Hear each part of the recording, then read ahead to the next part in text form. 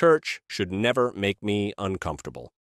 Some Christians expect church to be a safe space, a place where they're never challenged, never convicted, never uncomfortable. If the sermon stings, the pastor's being too harsh. If the teaching confronts sin, it's not grace-filled enough. If the message doesn't make them feel good, they'll find a church that does. But that's not what the Bible promises, not even close. Jesus made people uncomfortable all the time. In John 6, he taught about eating his flesh and drinking his blood.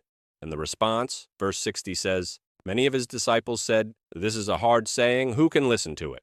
Verse 66 tells us what happened next. After this, many of his disciples turned back and no longer walked with him. Jesus didn't chase them down. He didn't soften the message. He let them leave.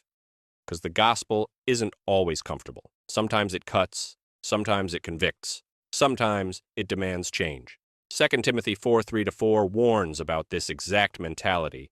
For the time is coming when people will not endure sound teaching, but having itching ears, they will accumulate for themselves teachers to suit their own passions and will turn away from listening to the truth.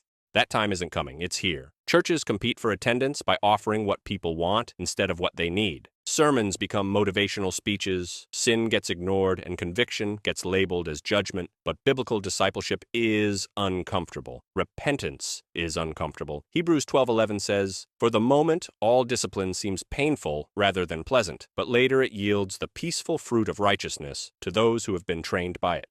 Discipline hurts. Growth is painful.